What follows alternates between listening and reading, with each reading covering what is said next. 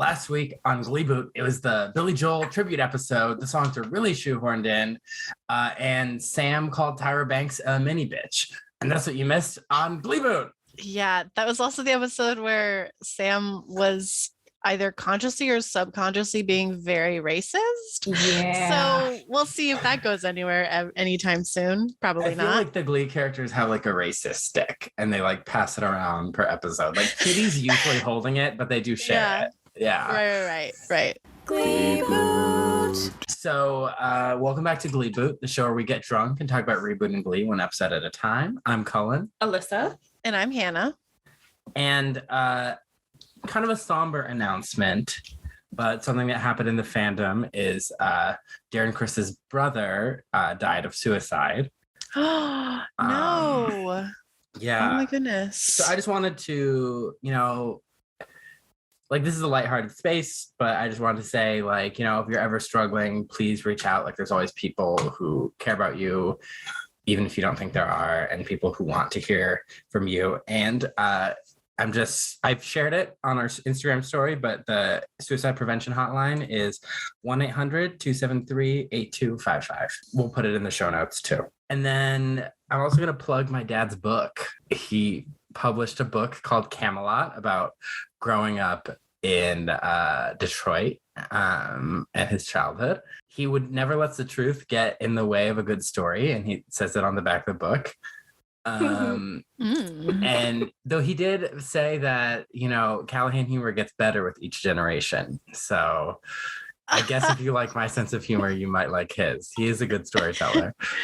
It's not going to be as funny as Cullen, but pretty close. Pretty close.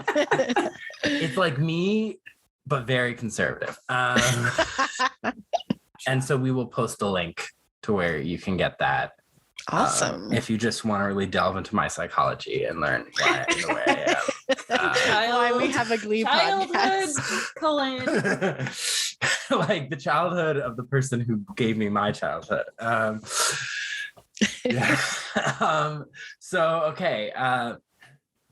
Today we have a very special guest, kind of a YouTuber, TikToker, Instagram influencer, a content creator who talks about very different content.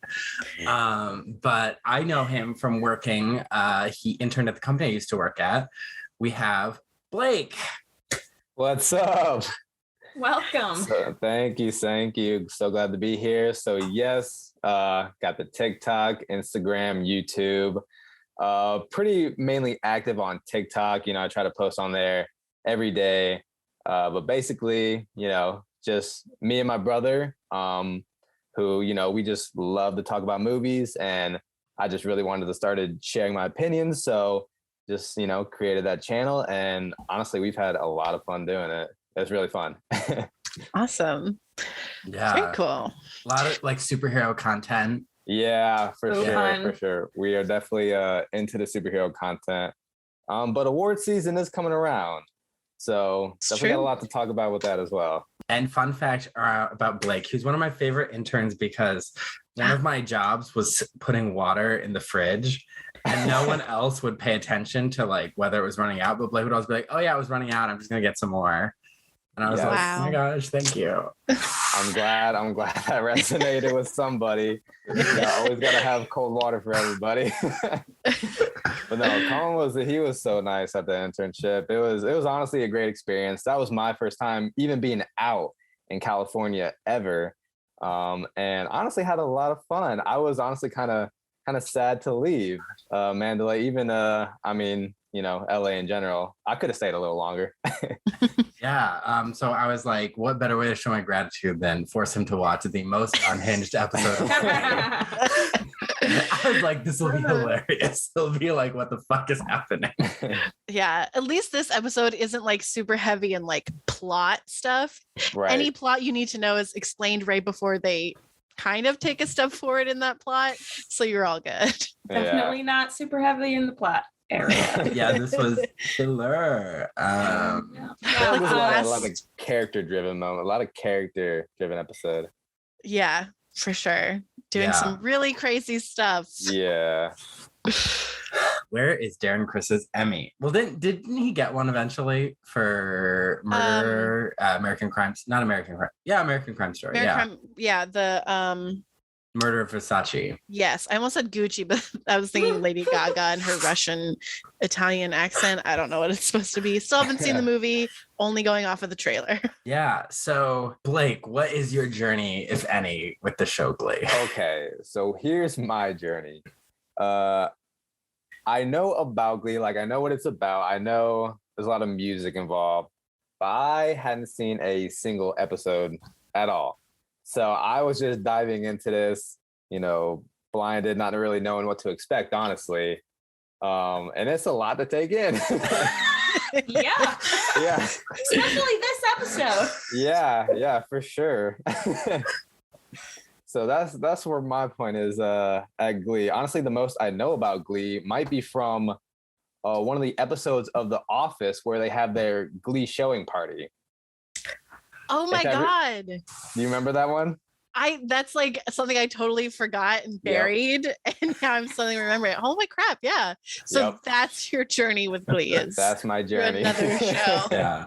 And they used to make fun of it on Community a lot. Like they had the evil Glee Club director. Okay. My friends, I have a lot of friends that watch Community. I watched a little bit with them. And every time I sat down and watched it with them, I really enjoyed Community.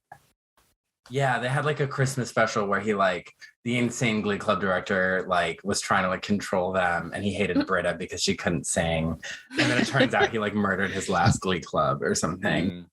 Oh yeah, Mr. Shu is on that road. I think that's actually the finale. Yeah.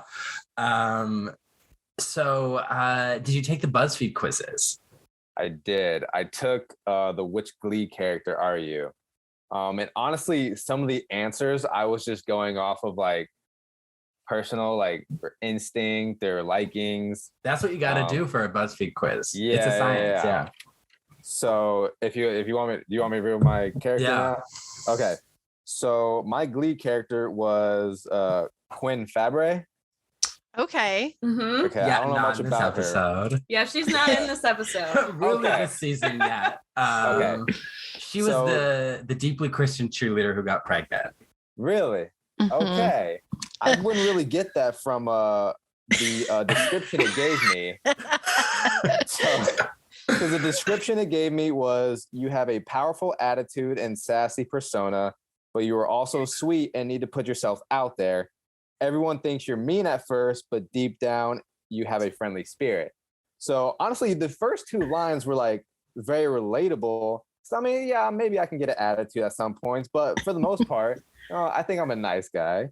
But then the part that really hit me was, and you need to put yourself out there. And that really resonated with me because, a whole life really, I had a hard time putting myself out there, doing things outside of my comfort zone. But once I do it, I'm really glad I did. Honestly, doing that internship out in California was the biggest thing I did outside my comfort zone. And I think that really started the journey of, just doing things outside of my comfort zone and really letting myself grow as a person. So honestly, that description, some parts really resonated with me. Nice. Yeah, Quinn, she went through a lot and did a lot, but it seems so far like she's one of the more well-adjusted characters because she's not constantly coming back to her high school and hanging out with the same people. She's off at Yale. She definitely moved on in a very healthy way. Okay. For the most part. Yeah. With the exception of having a relationship with one of her teachers, but that fizzled out and it seems like she's on the right track now. So as far as we know, that's what I would like to think happened. Yeah. She did have a grunge phase. Did you ever have a grunge phase? A grunge phase. Like an emo phase? No, never had an emo phase. It's funny now. I do have, a lot of closer friends I do have now are emo. So, well, there you go. You're getting in touch with that side now. I am finally. That's it. That's exactly it. I'm getting more in touch of my emo side. You're in your season 3 Quinn arc. Yeah. Just don't try and steal a baby. Yeah. Yeah. Okay. What are we all drinking today? I'm excited about this one, you guys. Super simple. It's not a jar of mustard. It is not. I took one of those little Baileys that I was drinking last week, and I poured it in a glass and mixed it with no sugar added, like borderline apple cider. It's apple juice, but it tastes like apple pie.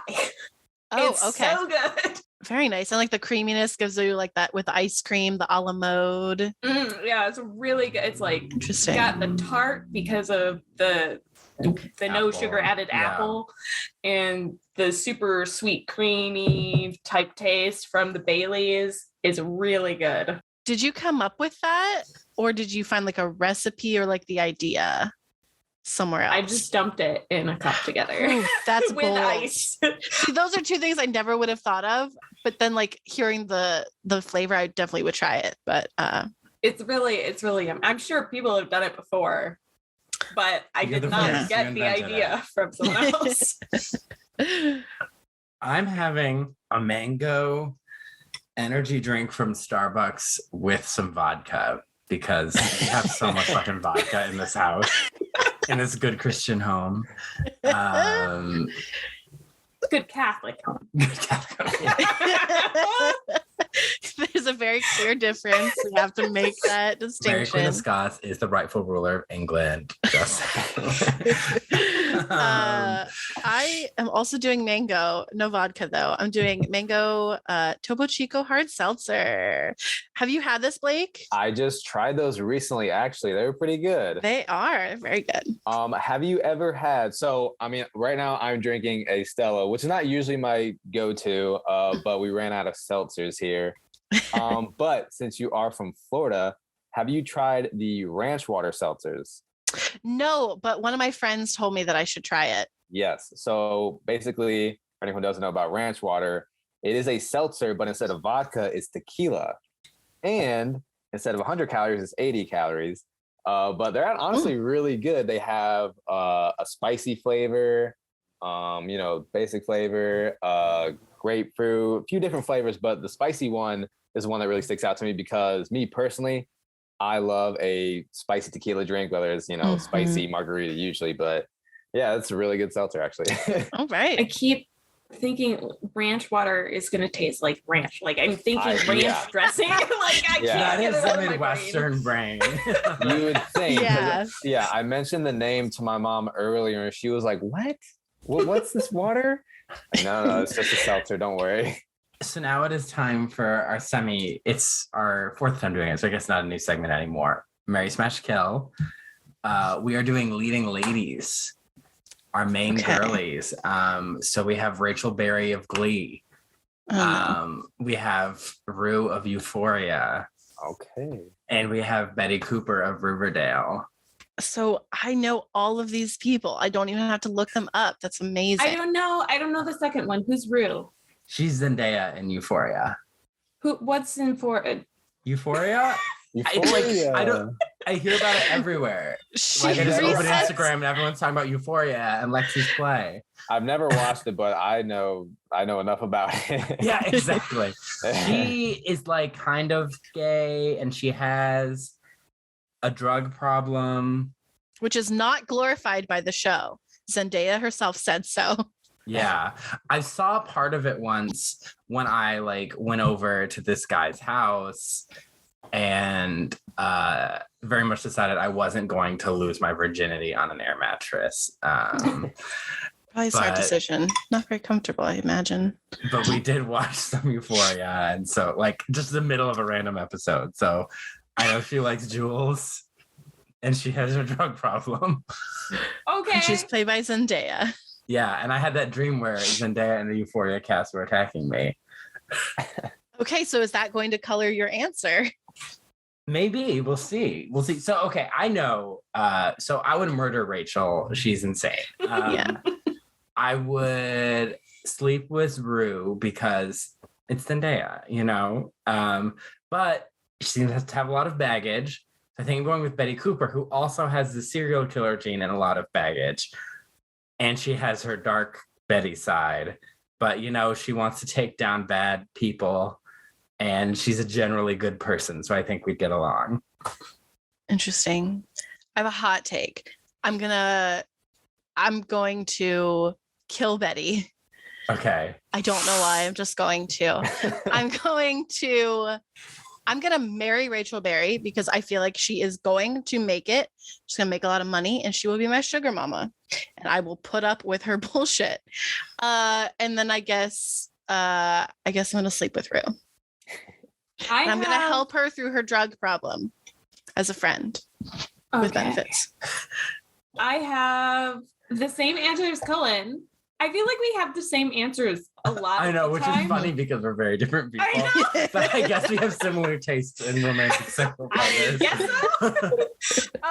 I'm gonna kill Rachel because she's really annoying, and I don't think I can handle living. Yeah, you with could her. not handle it. And no. And I don't even think I could handle like a night with her. So I'm going to sleep with Rue because I don't really know that much about her, but it feels like I don't want to be married to a person who has a drug problem. So that's it. That's all I know about her. That's her one defining character trait for me at this moment.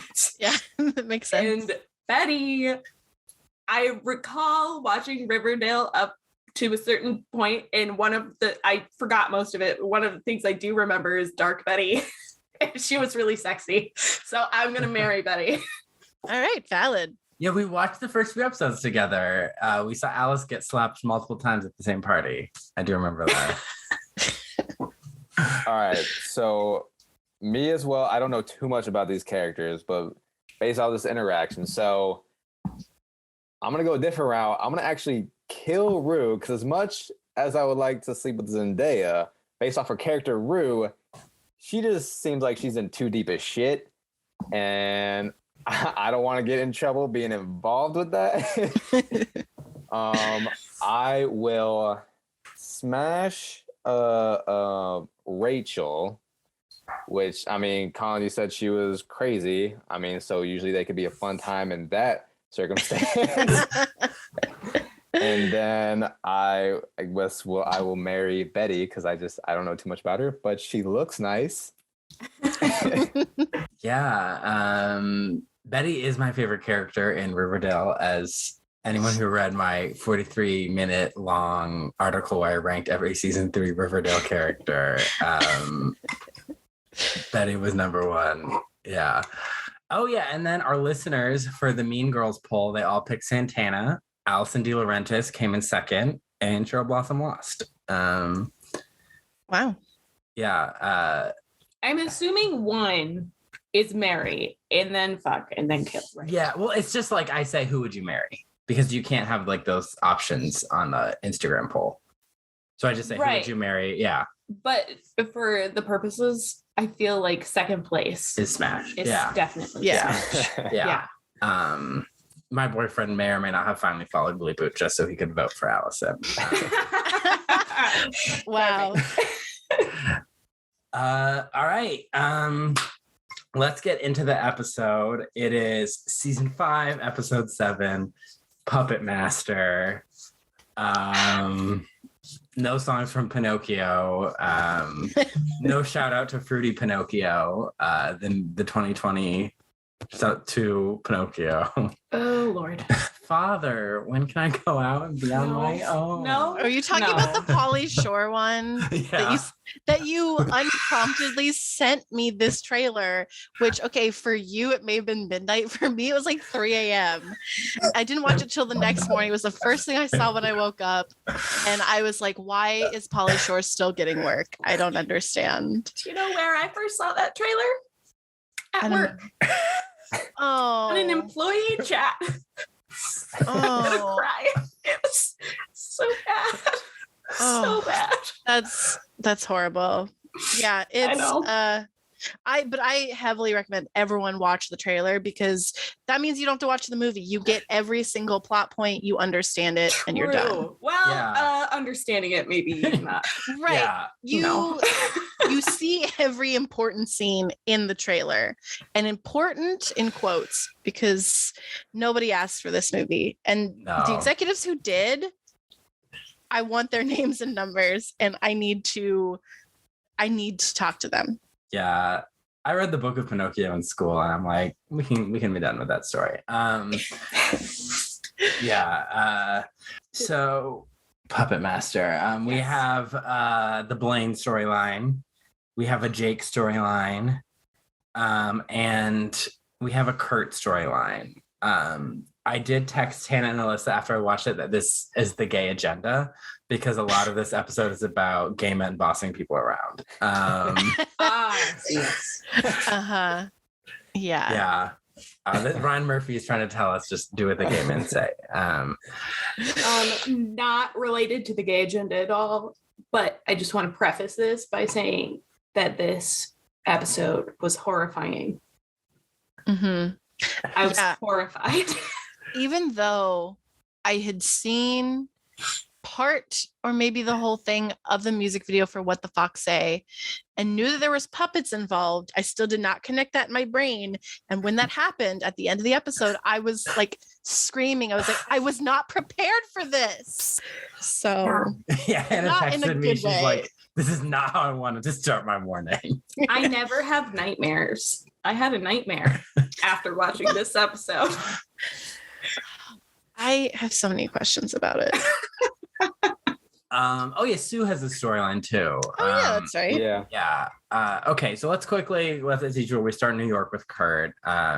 Kurt and his 5 vocalist band, Pamela Lansbury, with Adam Lambert and Demi Lovato, who famously sang to a ghost.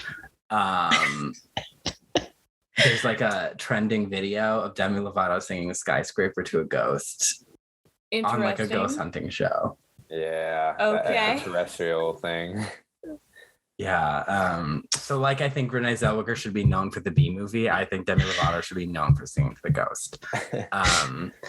So they're like, Kurt, why did you gather us here? And Rachel like moved her dialect coach meeting, and I'm like, girl, you're on Broadway. Like this 5-person band can wait.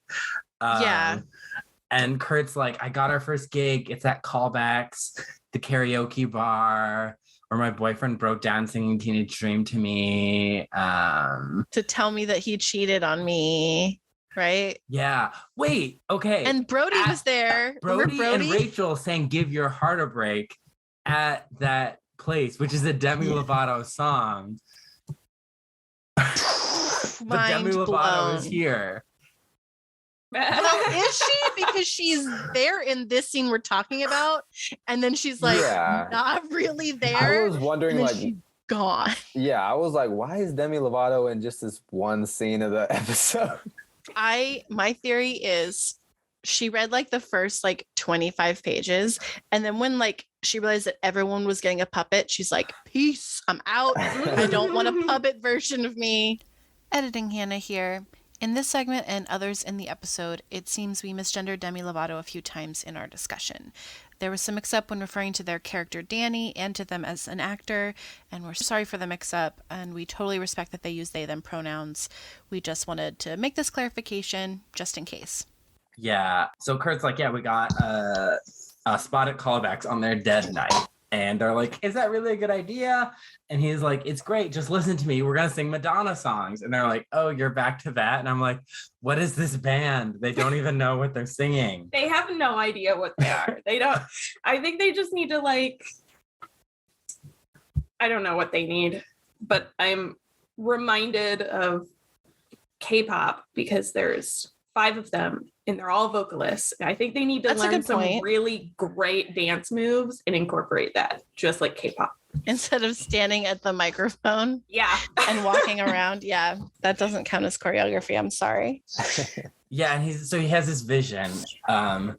And we have like the 37th Madonna song in this series, and they sing Into the Groove in this flashback because he's like, I had this vision, and then it just happens. I'm like, oh, so we're doing this. Yep. This is an excuse for a number. And we did the whole thing too. Yeah, they're like the whole song. Oh, it kept going. Flash, no. And I was confused, like, oh, okay, so like this is their performance. And then at a certain point I was like, no, this can't be. Like they're too good and there's too many people here. Like what's happening? And then I was like, oh yeah, realism. like at the end of the day, I want to give these like a musical features music that moves the story along.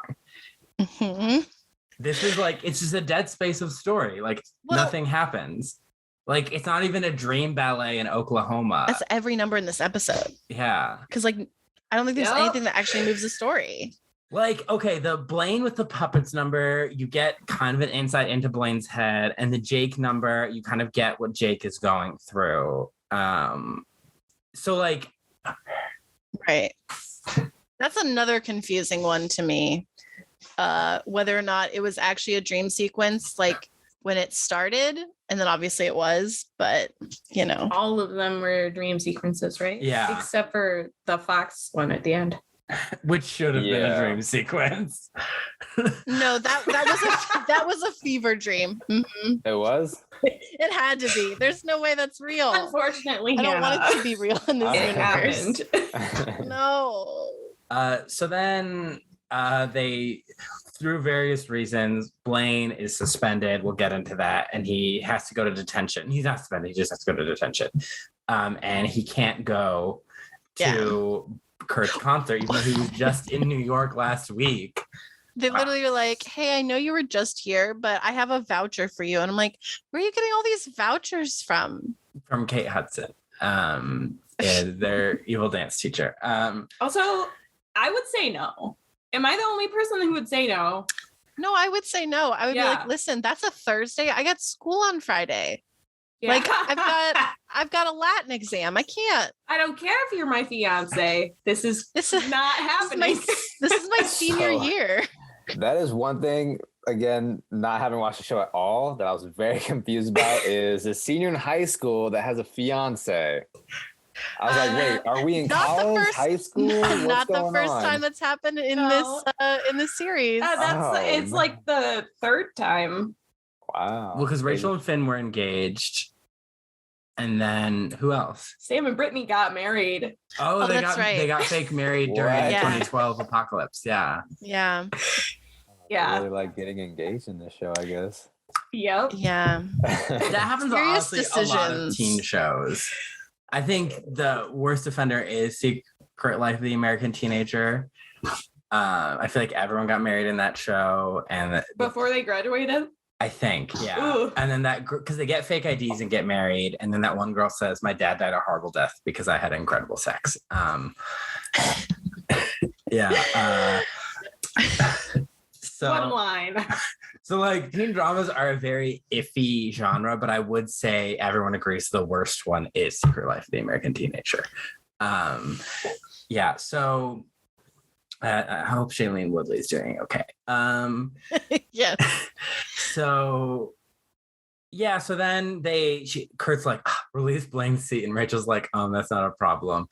And there's just this one guy who thought it was Angela Lansbury performing, and I'm like, why would she be at this tiny little bar? Like, she has better things to do. Who knows? Obviously, this poor man is not in his right mind. I mean, this is New York. This is the same city where on Smash they had Liza Minnelli for Ivy's birthday.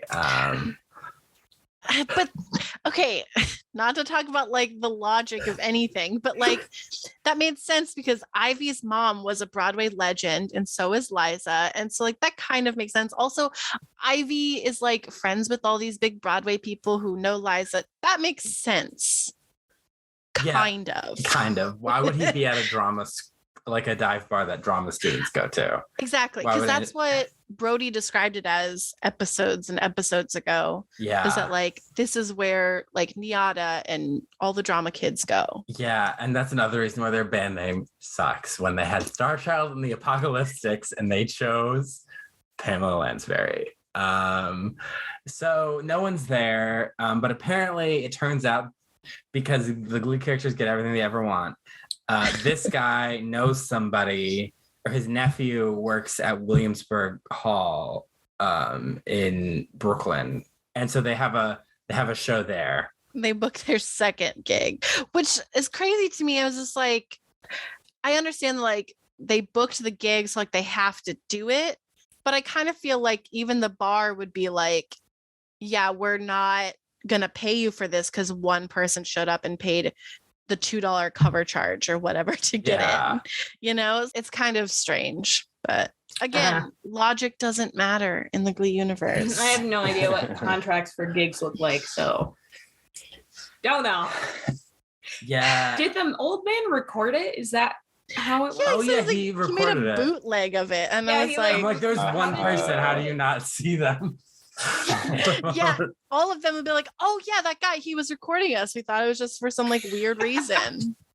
So yeah, so I guess they were good. Maybe they did more than just cover Madonna songs. We don't know. Their actual costumes were way better than the ones in Kurt's fantasy sequence. Yeah. Does that mean there was a gas leak in his apartment? Oh no, don't open that door. Well, we're gonna have to open that door because they sing What the Fox Say in New York and in Lima. I need answers. They did the same with Roar though, and Katie or Gaga. True. And they both had rope swings. So that's Kurt's storyline, I guess. That is kind of it. Just really quick, just like to recap, Demi Lovato's character is in the very first scene. She says something. Then Danny, she is in the next scene where like they're performing, but she's hidden in the back. She is not featured. Yeah. I think she's on the keyboard, maybe. She's on the keyboard. That's why she doesn't dance around. They didn't even give her any clothes. Like you just like had to look for her. It was crazy. Yep. And then she's in the scene where they're at the concert. Yeah. Yeah, they're about to do the gig. And then poof, Danny's got back to back shifts at that musical diner place that they work at or something because she is gone. Yeah, she does not get a puppet. So yeah, they get a box of puppets from Blaine that Blaine just has, I guess. He made them in his arts and crafts class. He made all of those in a week. He made what, 15 puppets? He made one puppet in an hour class. Yeah. Which also like, no, there's no way. Jim Henson needs to be hiring Blaine. Right. Like, yeah. I almost had an internship at that company. They weren't hiring interns. So the main thing I got from this was Blaine is insane. This is really Blaine going down the rabbit hole. Yeah. Yep. Normally he's like fine, but this was, I think there's something wrong with him. Yeah, we'll get there.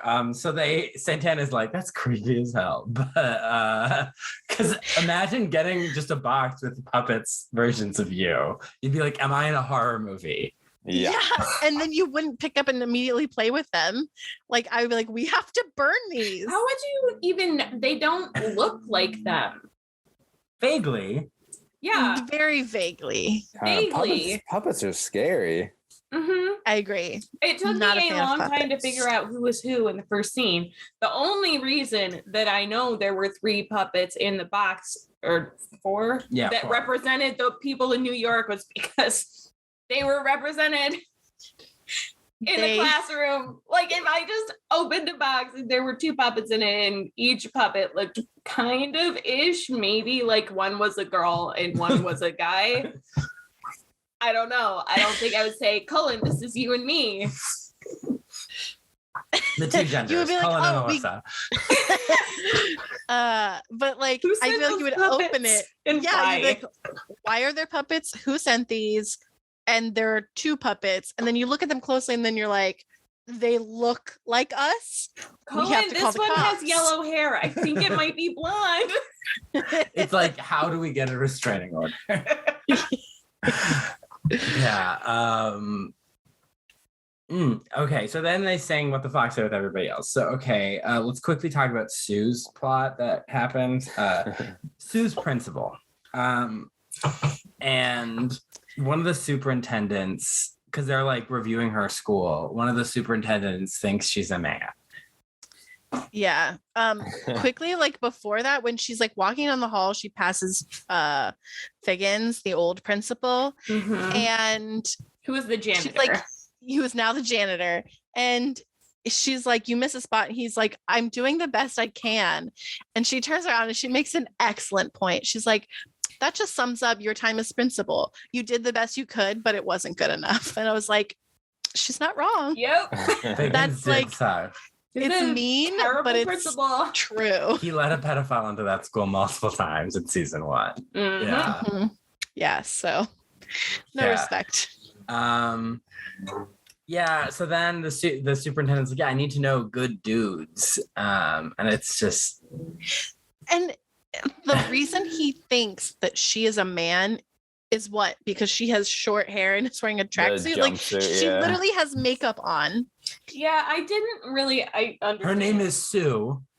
Well, she has a great line later. She's like, I blame that Johnny Cash song, A Boy Named Sue. And I was like, I actually laughed at that. I was like, that's funny. Yeah. But I'm glad they pointed it out because it's a stretch. Yeah.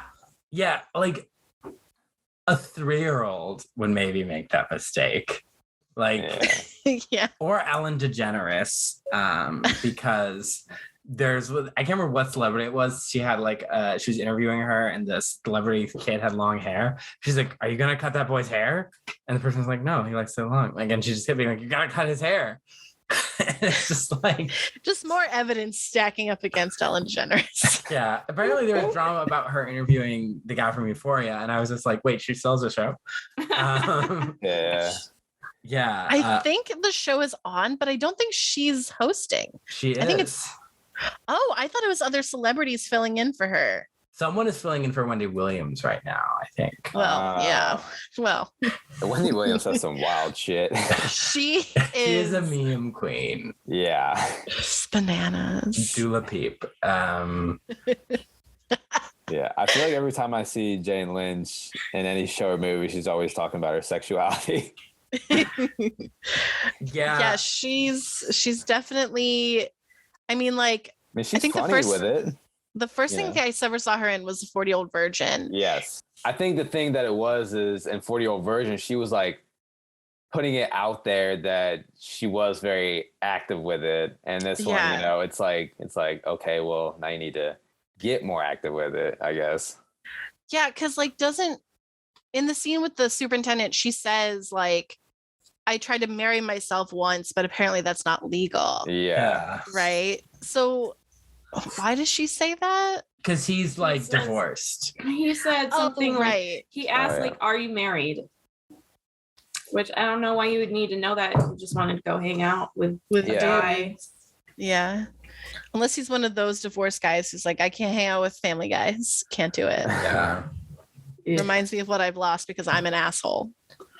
Jane Lynch is going to be playing the mom in Funny Girl, the revival. Oh. Wow. That must really hurt for Leah Michelle that one of her co-stars got in the show. People are like, the Glee universe is real. And this is Sue Sylvester's revenge on the Glee Club. So then she's like, Becky's like, you could be more feminine. You could wear a skirt. And Sue is like, I used to, and it flashes back to the 80s. And she's like, no video games in the hall, and Take On Me is playing. And then they're not listening. She's got this powder pink suit, like skirt suit, and long hair that is very clearly a wig. No one could mistake that. But in the 80s, they might have been able to mistake that because all the hair was big then. And these guys say something about her being the cheer coach, I think. Yeah.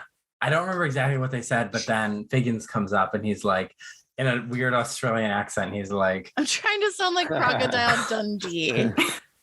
And he's like, I suggest trying some pants. So then she cuts her hair, she puts on the tracksuit, and people fear her now. She didn't even just do the pants. She just jumped straight to the whole outfit, makeover, hairdo. Fuck the pants. I'm doing it all. But I was like, this can't be real, because I'm pretty sure a really long time ago, like she had talked about how like she's literally been wearing this since she was like 10 or something. So I don't know. I mean, we also got a plot. Remember when she was trying to be more feminine for the guy, the news anchor, and then she like Will was going to teach her. Will taught her how to dance. Like we've literally done this plot before. Yeah, well, that one, like she wanted to learn how to dance, so she went to Shu, who knows how to dance, and that makes sense. That one kind of made sense. This one is literally she wants to be more feminine, and she goes to Shu, who's a man, a cis man. Why? Like I don't know. The show is literally forcing her to get advice on femininity from Shu, who knows nothing about it. She went to Shu first, right? And then they have the dance sequence, and then she has Unique in her office. Which like those first two things you said make no sense. Going to Unique, that makes sense. Well, like, so yeah, she goes to Will because she's like, how do you still look masculine while dancing? You just did a pirouette. Which like that's even it's lessens the argument even more. Yeah, but also there have been male ballerinas since ballet was a forever. thing. Yeah, and then he's like, Ginger Rogers could do everything Fred Astaire could do, but backwards and in heels. And then he said, I remember this line. He said, Ginger Rogers, arguably the best dancer in the world, and her partner, Fred Astaire, best dancer of all times.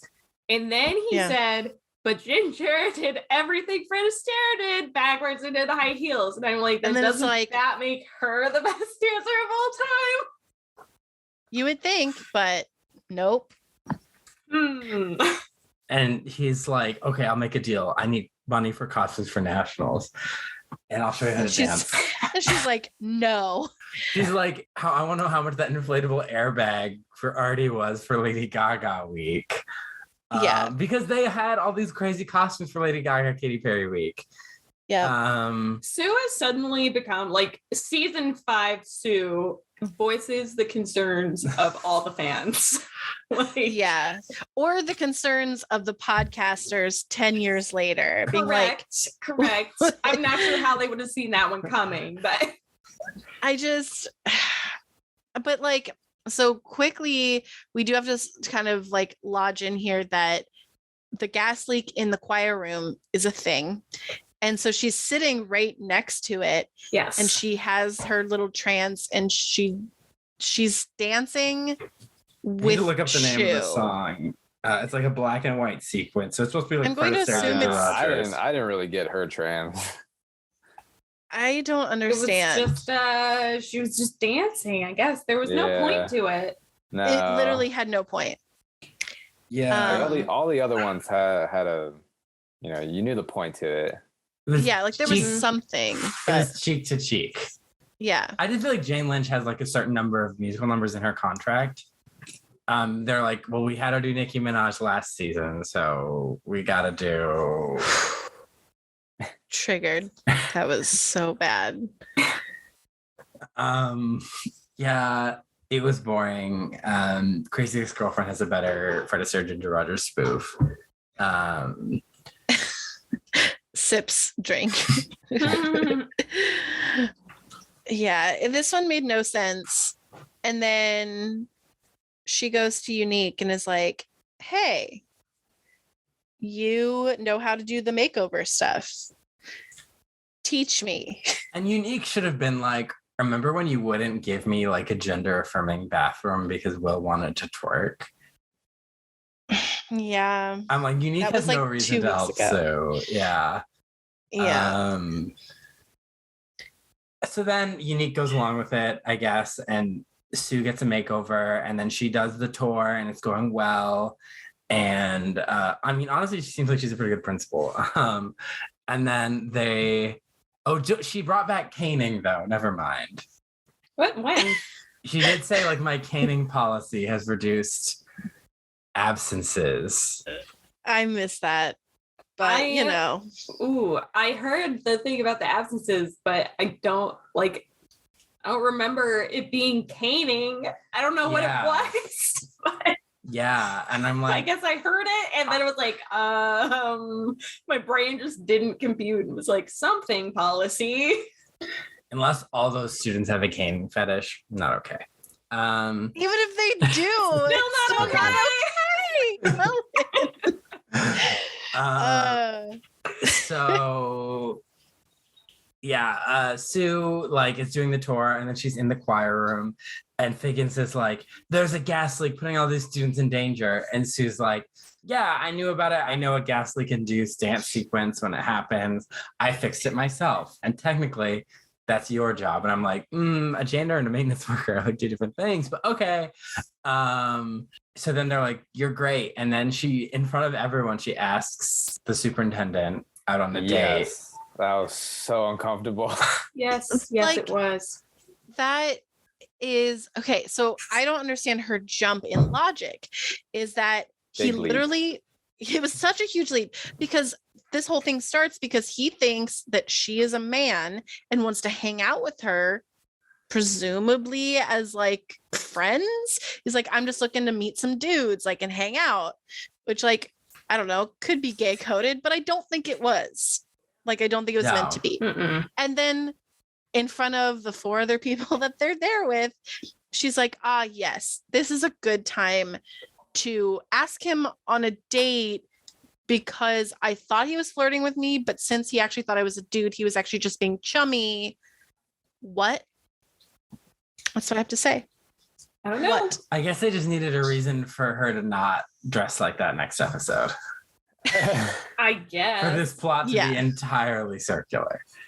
Yeah. Can we talk for a minute about how incredibly dangerous gas leaks are?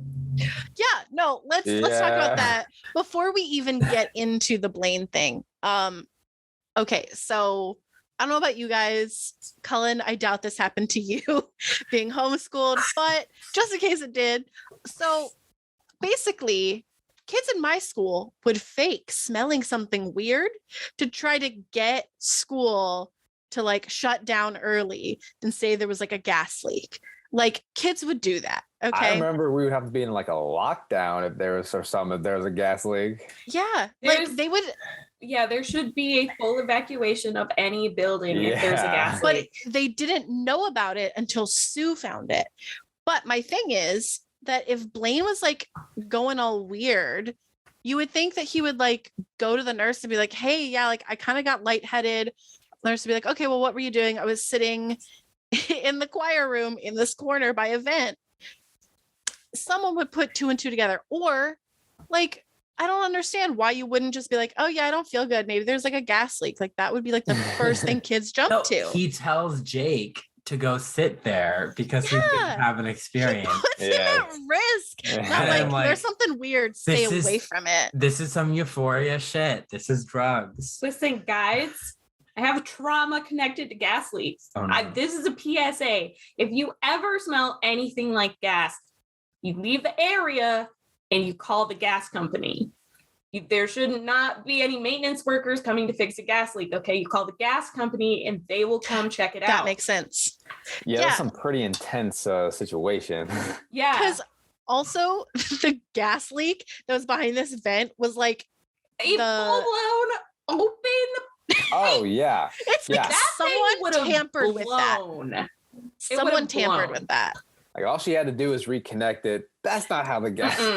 That's not how it works. No. Pretty fairly certain that Principal Figgins That's a good created the gas leak. Because he knew about it. It's canon. And tried to get Sue in trouble. That's a good That theory. makes sense. Yes. And he was like, hey, this is unsafe. Deduct her, as principal. She's not being safe. That's a good point. Mm-hmm. That's, you know what? I think that's exactly what happened with the pipes. I like that. I'm pretty sure that's like a felony. Yeah. So he's really risking it all to get back a shitty job. Like, yes. Yeah. And he's like, who should I put at risk? Those fucking Glee kids. So it's like, I get it. Valid. Yeah. An entire house blew up on my street because of gas leak. Wow. So it was obliterated and there was one death. Oh my God. Yeah. Shit. When I was in middle school, a couple streets over, it was like an abandoned house. People had been gone in, taking out metal, like scrapping it essentially. And the house blew up, and I think it killed some pets. Yeah. And they're was horrible. strong. I lived a mile down the road, and our siding was rippled from the blast. Ooh, and there was probably 2 or 3 miles down the road, there was debris from the blast. Not stuff you want to mess with. So yeah, PSA, call the gas company. Yeah. Also another PSA, don't fake feeling like you smell something in school just to get, try to get school canceled early. It doesn't ever work. And you could get in trouble for that. So let's quickly talk about Jake. So Jake, he stands up for Blaine in like the first scene or whatever. And then Blaine is like, oh, sit by there. Yeah, like it'll be great. And then they're like, Jake is going to help us dance for regionals. And Jake is like, I'm bored. We're going to do a boring cut and paste dance routine that even Tina of the Swish Swish music video can pick up. And yeah. Well, isn't this like before he's like talking to he's with his cheerleaders and they're like not doing the dance right. And he's like eyeing all of them, and Bree's getting super jealous. Oh Lord. She's like all of them, and he's like, yeah. Well, she said her too, and then he said all of them. So Bree's upset, and then he's like, I'm bored. And then Marley's like, we've seen your dance moves. They're good. They're not great. And I'm like, he's pretty good. He proves a point literally 5 seconds later, where he's like whipping out some amazing moves to Nasty by Janet Jackson. And I was like, Marley, you were wrong. He's actually really, really good. He is. He's a good dancer. He's like, give me a beat. And then Nasty / Rhythm Nation mashup happens. And there are all these cheerleaders, and he's like dancing. So he's sitting in the corner, right? And then he's like, give me a beat. And he goes into the song. And then I was like, oh, so the gas didn't affect him. Because he didn't have like that little like animation of seeing the gas coming out of the vent. I think it was like the quick twirl. Like it was ever so slightly, but I was like, I don't think this is real. Even though it could easily be mistaken as real. That's the thing. I was like, wait a second. I thought he was going to do the gas leak. And then I was like, oh, no, okay, this is the gas leak thing. Yeah. This was not well executed. But I mean, the thing is, like, Glee would do this even without a gas leak. That's what I'm saying. Because, like, last week we just had This Is My Life, where he was in the girls' locker room while he was singing. He was also in the choir room while he was singing. Right. And he was also in the boys' locker room. Well, before Blaine's, they had the VFX of like the ripple of gas in front of the vent, and they didn't do that for Jake. Yeah. And like I guess I could understand not wanting to do that again. But why? But it's such an easy thing to do. Yeah. It's like, it's not like we're going to be like, ugh, why'd they include that? It's just like, oh, okay, this is very clearly a gas leak thing. Like it helps with the connecting of the pieces. This is a visual medium. We have the right to know what's going on, Glee. Yeah, it's my right as an American. So Nasty Rhythm Nation, and then total bop, by the way. Yeah, Marley is like saying at him like, I'm not a prude, I just want some respect. And then she's like, will this one do? And she does like this awkward body roll. Okay, the dancing was so cringe, but it was like very cute, very Marley. But that was such an interesting way to use the song. Like typically it's one person. It's just like one person talking, like in the story of the song. Yeah. But they use it as like a dialogue, which is really interesting. I thought it was a conversation, and it was a really interesting way to and it like, worked. See the back and forth. It was one of the rare moments when Glee decided to use a song the way it wasn't normally intended to be used, and it worked. Yeah, exactly. Because then Bree is like, my name ain't Baby. It's Janet. It's Janet, Miss Jackson, if you're nasty. And she slaps him, and then it goes into this like dystopian warehouse. I think it's remaking the music video. Yeah. Yeah. I've never seen the music video, but I was like assuming, okay, this must be music video inspiration.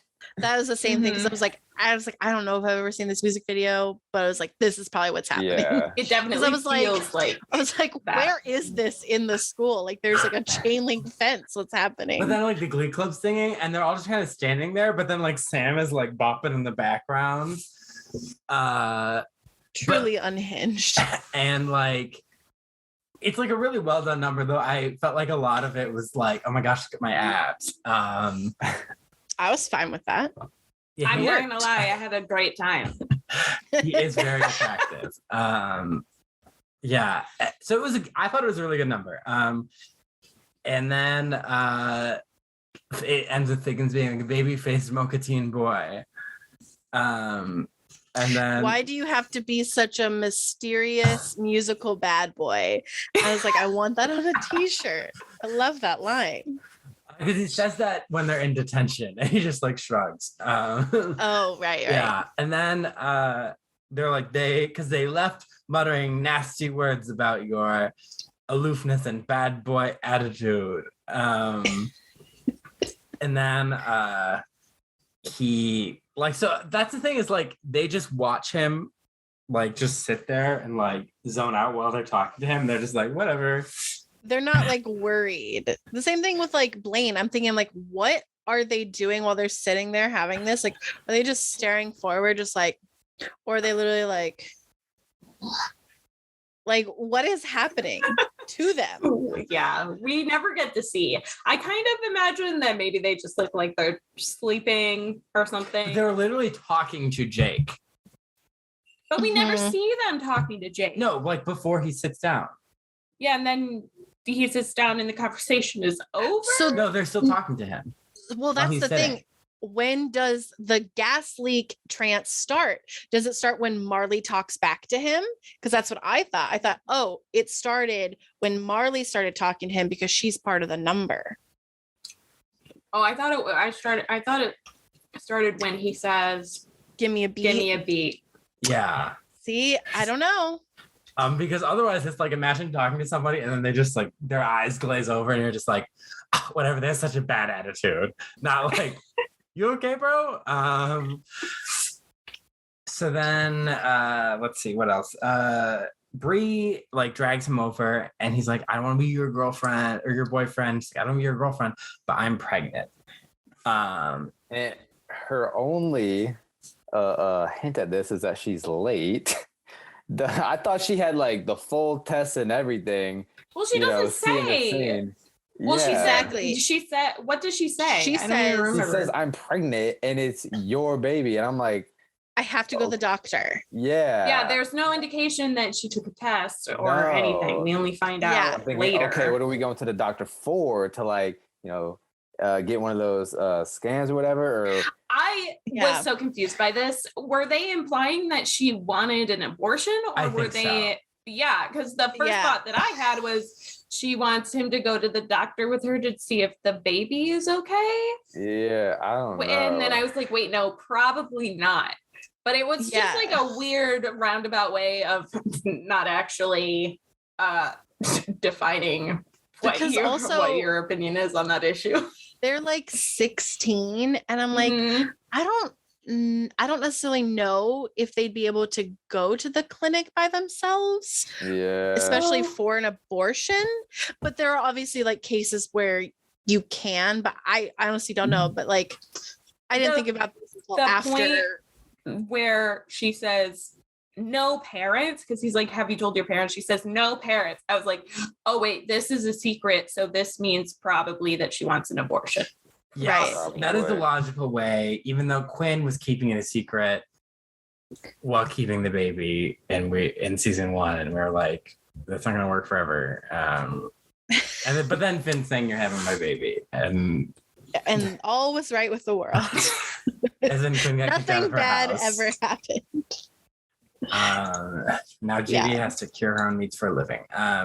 So then she later is like, I did get my period. She has something like the red. So he comes out of detention he's like, hey, Blaine, cover for me. He's like, okay, whatever. He goes out. He's like, oh, we're going to the doctor. She's like, it's fine. Like, I don't remember what she said. She said the Crimson Tide is rolling again. Yes, it and was. The only reason, like, that stuck with me because I love football. I used to play football, so I was like, okay, I know exactly what that means. Yeah, I was just like, what a weird reference for a high schooler. Also, high schooler in Ohio. Like, unless they're like big Bama fans, I don't know. Well, I mean, they're not even the same conference or rivals or anything. Nope. So that was definitely interesting saying. It was such a weird reference. But then I was like, wait a second, hold on, pause, time out. You didn't even take like a pregnancy test? Yeah. Like you just but then I was like, okay, she's 16, sex ed in Ohio, not great, probably. So I was like, okay, I forgive that. But I was also like, the first step should have been like, we should take a test, not let's go to the doctor and get this snipped in the butt. Like, yeah. And then she's like, so I'm not having a baby with you. And he's like, I'm going to be a great father. And she's like, for your 7 kids with 7 different moms. Before this, he said, oh, I'm so relieved. And I was, and then her reaction is pretty much exactly what I was thinking. It was like, what are you relieved about? Are you serious? Yeah, literally. Like, this is not going to be your issue. And then she's like, I'm going to be a great father. And she's like, you're toxic. I may have been racist and a bully in my short tenure on this series, but you're the toxic one. That's quite a statement coming from her, for sure. Yeah, I'm like, if Kitty thinks you're evil, then you're Hitler. Then you're probably you're Hitler. I mean, she has a good point. He thinks he's going to be a good father, and then she's like, yeah, what, to your 7 different kids with 7 different girls? Yeah, because clearly he's going down the path of like being very careless and not really invested. Yeah, he's having sex with all these girls without using protection. Mm-hmm. Not thinking ahead. I actually, for sure, when she is about to tell him that she's pregnant, I thought for sure that she was upset that he slept with everyone because she was about to tell him that she had a sexual disease or something. Oh, interesting. Yes. Yeah. And then he passed it to all of the other cheerleaders. I think that would have been a better storyline, actually. Yeah. Not as easy to resolve. No. No, definitely not. Yeah. Maybe he would have like a pregnancy. Like, yeah. It also would have shown why you shouldn't be so careless with having sex, and like that they're in fact both responsible because she didn't tell him, and also he probably didn't have protection, and she's responsible for the entire cheerleading team because she's like that head cheerleader. Yeah, I the guess. head cheerleader. Somehow Kitty is no longer the head cheerleader and Brie is. I don't know. I'm now worried for these children in the past who aren't even children because of all of these shenanigans. I'm now worried for them. And they exist in the past. You that this season there will be an STD themed episode. How has there not been already? That's actually a good point. Like, there should have been before. Yeah. So what else? So Jake just comes to Marley and is like, we need to be together. Like, you're the only person who can fix me. So dumb. And Marley's like, stop listening to Coldplay, Jesus. I wanted Marley to just be like, oh my God, this fucking Glee Club is a nightmare. Yeah, she does what Ryder can't. She goes, Shu, I am literally quitting right now. Don't ever contact me again. She's like, I can't fix you. She's just exhausted. Like, you can just see it on her. She's just like, I can't fix you. And he's like, don't you still have feelings for me? And she's like, you're a great friend and teammate. Yeah. It's like, I don't feel the way you do anymore. Yeah. Sorry. Leaps of faith in this one. Yeah. Yeah. It's also like, not only is it like it kind of it's a huge dick move for him to be like, oh yeah, you were just like on the back burner, clearly, like you were waiting for me to come back. But it's also just like, what? Why would you think that she would want to be with you after she literally knows that like you slept with Bree and she's probably going to find out about the whole cheerleading team? Not only that, but how exactly is it her responsibility to fix you? Yeah, she's like, I'm not here to fix the you. audacity. Yeah. She's like, I'm a 16-year-old girl that's probably still in therapy for the eating disorder that Kitty gave me. And was re-triggered by this whole experience with you. Yeah. Oh my gosh, poor Marley. Yeah, I feel bad. She was so nice. She was so nice about it. They made her into a puppet, literally and figuratively. So then, yeah, let's get into the main storyline. Let's get into Darren Criss's Emmy nomination. So I'm trying to think of how this. Oh yeah, so he comes in and he's like, Mr. Shu is running late, actually being a teacher. So I have some ideas for nationals. It's nationals. And this reminded me of that time Rachel was like, what songs would you like me to sing at nationals? And like Santana like leaped at her. Because he's just like, we should do a piano arrangement that I could play. Or we could do a cappella like the Warblers used to do. And they're all like, and because he's like, we should have ideas. And they're just like, Beyonce, and he's like, no, we can't all talk at once. Like, this is what I want to do. And like, there is something to be said in that he is very experienced and he is like a leader. He did mention, that he won the most show choir competitions than anybody in the room. But technically, I think Tina and Artie have won more. We don't know how many he won with the Warblers, though. True. So when everyone's like, you're being so bossy, I was like, I don't think this is bossy as much as just like condescending. Yeah, it's a bit arrogant. I was like, I don't think he's being bossy. He's definitely being a bitch, but like I think he's a co-captain, maybe. So I don't know. There's like no Who's the structure. captain? I do know Artie declared him the new Rachel back in season 4. Yes, I remember that. And he's like, it's a senior, it's my time, but it's also like Sam and Tina and Artie are also seniors. Yeah. I feel like he wanted to brainstorm, but also he wanted to very strongly suggest what he thinks they should do. But I feel like he should have room as a senior. I don't want to get to the part with like Tina later, but obviously we have to.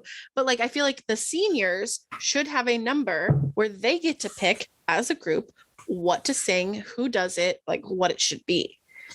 That shouldn't just be Blaine's responsibility. So I just think like this whole execution was just garbage. Because but like they do need ideas. They should have had a set list months ago and they should still be practicing it. Well, they never have a set list. Like, I don't even know why this is a conversation because they randomly come up with songs. Yeah.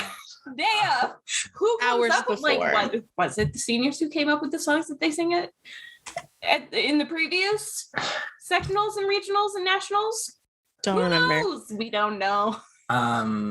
Yeah, because like it makes sense to have Blaine sing something. He is like kind of the best performer. But yeah, he's like, and then a writer's like, you suck. And he's like, since my ideas aren't appreciated, I'm gonna sit over here. And Kitty's like, somebody's menstruating. Also, Tina starts this whole thing where they start calling, she's like, it's like North Korea here. And then he's like, then she calls him Blaine Jong-il. Yeah. And I was like, whoa, what is going on? I thought this was some here? weird, like, I was like, wait, are they making a weird Asian joke again because it's Tina? But Tina's Jenna Ushquist is Korean. Tina is Chinese. Tina's Chinese. Yeah, but we've seen this before. Like, I mean, they did make her sing Gong Gong I was Style. about to say, I hope this is like at least premeditated. Like they didn't just jump on him on this episode, right? Yeah. Well, On Blaine, or did they? Or they were just like, you know what, Blaine, we're sick of your shit. This episode, We're gonna tell you what we think. This episode was kind of like new where they were all upset with him. It is not new that they make a lot of Asian racist jokes. Yeah. But yeah, it is new that Blaine is suddenly bossy. Interesting. He did have that conflict where he didn't want to be sexy during that one regionals like forever ago. That's hilarious. Yeah. I don't remember that. Yeah, he like told Sam like, I'm not for sale. Because now they're Sam best used to be a stripper, friends. and now they're best friends. Yeah. Wow. Now they're the only People friendship really on this show. So then so yeah, he's sitting out there, and then they don't want to listen to him, and then he comes back in, and he's like, Brad is like, you're here early, and he's like, he talks. Brad, that was so weird. Because then he's like, geez, Brad, you scared me. Warn me before you talk. And it's like, how would he do that besides saying, I'm gonna talk? I wondered if Brad talking was part of one of his fever dreams.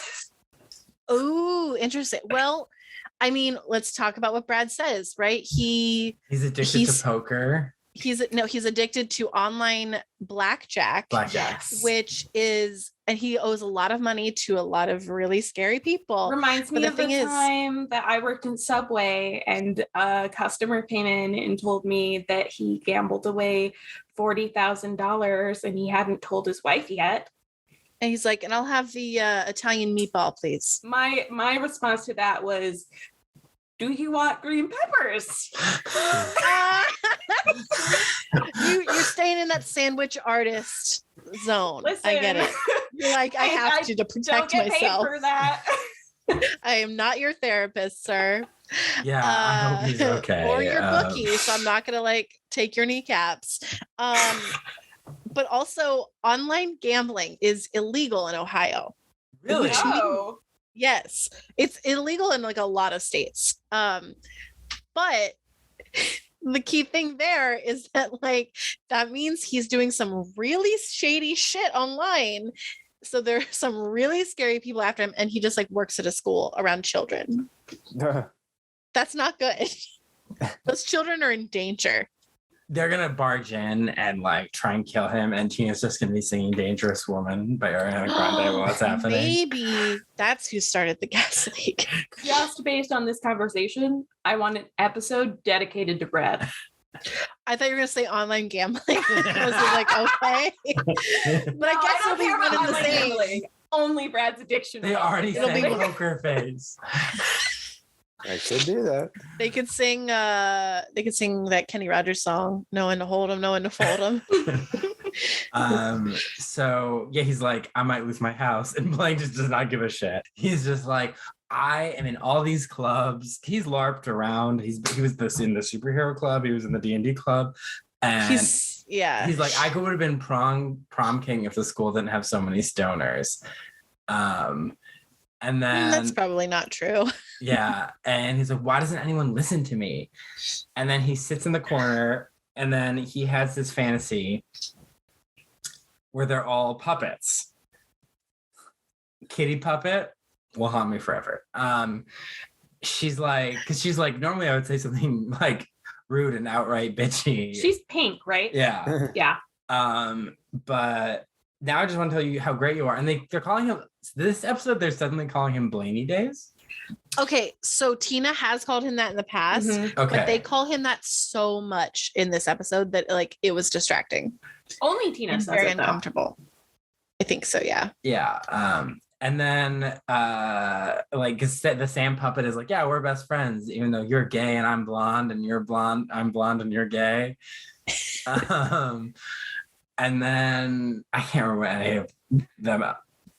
What else they say? And then they're all just super nice to him because he's imagining it. I don't remember the conversation. I just remember trying to figure out which puppet was which person. Right. Because they really don't look like their counterparts. No, they don't. At all. It's like the difference between like a paintbrush with paint on it, that's a real person. And then the puppets were Crayola crayons. art. Yeah. It was bad. So they sing, Blaine sings "You're My Best Friend." For no reason. For no reason. And I'm like, you know what? This is where I'm like, give Darren Criss an Emmy for singing with all these fucking puppets. Like, imagine shooting that. I can't even imagine. Yeah. And then they're like, yeah, you're just great or something. And then he wakes up and they're like, Blaine, you didn't say anything the entire meeting. And like, Katie's like, you want me to call you a wambulance? And I'm like, I like that joke better in Modern Family. But and then they're just like, yeah, like, come on, dude, like, you didn't contribute at all. And he's like, what? And then he's in arts class and he's like, can I make a puppet? And the teacher's like, what on earth would an 18-year-old man want with a puppet? Okay, Well, what's his response? It's to of my that? fiance, right? And then she says yes. And I'm like, what? Why? That would disturb me more. Yeah. Like, This is his elective, and it's not an art class. It's a crafting class. it's literally And they're arts and knitting. crafts. He really took advantage of that crafting class for however long it was. Yeah, he must have been in there like after hours too, just like using up all of the teacher's felt. She has no felt. That's her felt budget for the year that she paid for out of her pocket. They randomly just have puppet heads around. He was high on that gas leak. What? He was just motoring through. I guess. And so he makes Kurt puppet and he's like talking to him and the Kurt puppet is like, I forgive you or something. And I'm like, for when you cheated on him with someone whose profile picture of the lighthouse. And then he's like, oh my gosh, like, it's so nice that like you always agree with me. And it's like, And then Jane Lynch or Sue is just like, well, she like falls because she's trying on heels and he helps her get up and she's like, That was really funny. did you just touch me with that puppet? I would have the same reaction, honestly. And then they're like, or then she's like, what are you doing? And she's like, it's Kurt puppet. And she takes it. And I don't know why, but the line reading just kills her. He's like, Kurt puppet.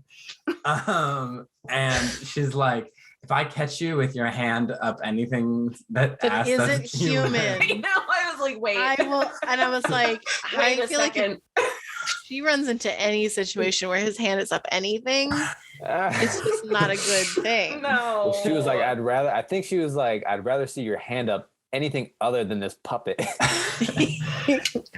Yeah.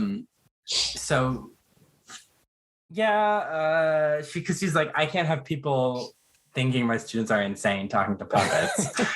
And then so he breaks into her office to try and take the Kurt puppet back, and she catches him and she's like, she calls him a doe-eyed pervert. And then he's put in detention and he has to tell Kurt that he can't go to New York. And then they're like having the conversation and Kurt's like kind of a puppet. And he's like, is that how you think of me? As like a puppet you can just control and throw away when you're done. I'm flesh and bone and flesh and bone and blood, and I needed you here. That conversation was so strange because he's obviously not in the choir room, but he's having these puppet fantasies anyway. He's unhinged. Yeah. Yes. It starts off with Kurt, and it's a split screen, and I hate split screens. I think we've talked about this before. Yeah. Listen, they're not a great move. Right. They're just never a great move. But when you're doing separate zooms and like pans and dollies with different cameras, it's ridiculous. My brain was fried by the end of this scene because I was trying to focus. But then on two Kurt different transforms into a puppet, and I'm like, why is he a puppet? We should be having the conversation. Like, it doesn't make sense because what Kurt says is like what he would say as a human. So it's not like this is Blaine imagining the puppet version saying like better things to him. Like Kurt is furious. I think Blaine has run out of Katy Perry singles to sing, and he's losing it. That was his connection to reality. He's got Unconditionally. Yeah, he hasn't done Unconditionally yet. Yeah, so Blaine is losing it. And then, because then he's in detention. And brief sidebar, as a homeschool child, I've never understood the concept of detention. It seems... Okay. Do you have any questions? Let me know. No, I like get how it works, but it just seems to be like a really like ineffective form of discipline. Well, this is super ineffective because there's no one watching them. They just leave the room. When I was in detention one time. Who was running detention? Figgins. Figgins is running detention, right? Does he not say you have 8 hours until you can leave? Yeah. 8 hours. That's what he said. It doesn't make sense because it's 4 p.m. So that's why I was like, wait, is this supposed to be Saturday? But then Bree's just there. 8 hours after 4 p.m. on any day is still late, even if it's a Saturday. Yeah. So some schools will have it where it's before or after school. Some schools have it where it's on Saturdays, like for a couple hours. Yeah. Breakfast Club. I was about to say I had heavy Breakfast Club vibes from that. Mm-hmm. Yeah, I think they mentioned the Breakfast Club. The Breakfast Club, because Becky's been there so many times. Yeah. And they're like, why? She's like, because I like to say cuss words, bitch. That was great, actually. But yeah, no, so like, but I don't know of any school that would have it like during like the school day for multiple hours or like after school for multiple hours. Like it feels crazy. But anyway, I get American prison industrial complex vibes very much from detention, and that they're like, we don't know how to effectively regulate people's behavior in a more positive way, so we'll just make them sit there.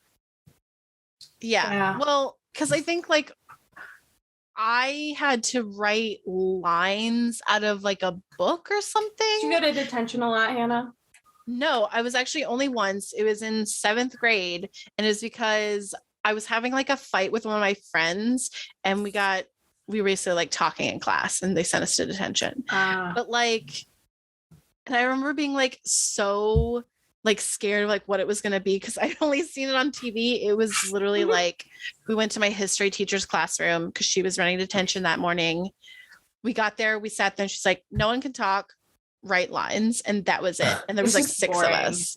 Yeah, it's literally just idle time. And I was like, that's not now thinking about, like you said, like the prison industrial complex, like it literally is like this is not going to help me not talk in class because you know what? I still fucking talked in class. Yep. I got detention one time in high school, and it was because I don't remember specifically what happened, but it was like a full class detention, and I was pissed. Yeah, because I didn't do anything. It was like some asshole in class did something, and then she gave detention to the whole class. I was if like, "Are you don't come up me? here and if you don't fess up, I'm giving everyone detention." That person's like, "I don't fucking care." Yeah, it was. I was so mad. If I had gone to school, I probably would have gone to detention a lot because I don't think you would have. Cullen. I honestly don't think so. You did not know me as a teenager. That's true. I got into a lot of homoerotic shenanigans in altar boy camp. Yeah, so I feel like I probably would have gotten in trouble. I also had like, if I was around people, I just like needed to talk to them. But that also could have been because I was deprived of people in my day-to-day. So whenever I saw people, I was like, yeah. So when in debate, I remember in debate class, like writing notes to like the person sitting next to me. I miss writing notes in class. That was so much fun. I don't have class in a secret code. See, I used to do that when like maybe like 5th or 6th grade, and then I was like, this is too much to remember. I just need it in plain English. My friends and I memorized it. One of the boys in the class figured out what the code was and read it out loud. And it was something bad about the teacher. And of course the teacher came over and looked at the note. It was all coded. He couldn't do anything about it. It was great. That's really funny. I remember. I was thinking in grad school, me and Hannah would always sit next to each other and we'd like whisper our little jokes to each other. Did you ever go to detention, Blake, or were you a good kid? I might have gone to detention maybe once. I was actually really quiet in school. I think I've gotten like one bus referral, but honestly, that's it. I was a really quiet kid when I was in like, elementary school, middle school, even most of high school, senior year. I started being a lot more social, but I was a very shy kid. You're like, I'm just here to do my time and get out. Yeah, exactly. Yeah, so Blaine is like, why don't we all talk to each other about our core wounds? Which may be the gayest thing Blaine's ever said. And Becky is, what is Becky? Becky just is like, shut up, biatch, or something. Yeah. Yeah. And then he like has this fantasy where they're puppets. Like, I'm sorry, Blaine, come sit with us. Yeah. And he's like, everyone should start doing what you say. And she's Nothing like, learned. Yeah, you're America's gay sweetheart. And she's like, yeah, I am just great. And then he's like, maybe it's a problem that I can only feel like myself when I'm with someone who's a puppet, who I can totally control. And they're like, yeah, or maybe everyone should just do what you say because you're so right on all the time. Yeah, I think that's Jake's puppet that says it. Like, all of this came out of nowhere. Like, I was like, wait, Blaine has like a problem with intimacy. Okay, interesting. Wait, Blaine has a problem connecting to people? Really? He's like the most sociable person in the club. Okay, that's interesting. Oh, he literally has to like have control over people to be interested in making connections. It was making so many leaps about this character that we've known for 3 years now. Mm-hmm. And I'm like, no, I don't buy this. Yeah, none of them make sense. If it would make more sense if he was like, wait, I am way too into my relationship with Kurt. That's like his main flaw, right? Yeah, he's but that's not a flaw in the Gleeboot. No, it's a flaw in the Gleeboot. Yeah, we're not having this episode. No. And I'm saying this is the one person on this podcast who likes puppets. Yes. I first of all hate Sesame Street. I hate it. I know. I don't like puppets. I hate puppets. I don't like the Muppets. I don't like Sesame Street. I just don't like puppets. Not everyone can be cultured. Yes. Puppets are awful. Okay. Yeah. Blake, what is your opinion on puppets? So puppets would scare the shit out of me in like horror movies. I love horror movies now, but I still don't like anything that has to do with puppets. I just think puppets is creepy as shit. They are. Do you like puppets or Sesame Street? No, I don't. Same. You're the only person here. Like I said, not everyone can be cultured. It's just not my thing. Though we can't do Rainbow Connection in the Gleeboot because it's already. So quick tangent. I actually put together a playlist and then an entire PowerPoint of what I would do for season 1 of a Gleeboot, where I outlined each episode. And my rule was that I could not repeat any song they had already done, with the exception of "Don't Stop Believing" because that's like their theme, iconic song. Because you wouldn't want to watch Glee again if they just did the same songs. I would. Right. I would definitely watch it again just to compare. No, I was like, we're doing new songs. So at some point, I don't know what we're going to do. If we want to do a discussion episode about that, listeners, let us know if you want to actually hear like an outline for the Gleeboot. I would want to do their most iconic songs again to compare. Okay. Not all of them, because some of them are just bad. Like most of the ones of this episode. Yeah. So anyways, we'll get to that later. But Blaine, so it's like, I guess Blaine learned something. So my problem with Blaine's storyline is there is no arc. I don't know what he learned from this. Nothing. Like he says, I've made some changes in the last scene, and I'm like, what changes did you make? Because the next scene he is with Tina Puppet, and this is so disturbing. Okay, so like a little bit of background here. Tina once was in love with Blaine, and while he was sick and like drowsy and like drifting off to sleep, she unbuttoned his shirt and rubbed Vapo Rub on his chest without his consent. While weeping. Yes. While crying.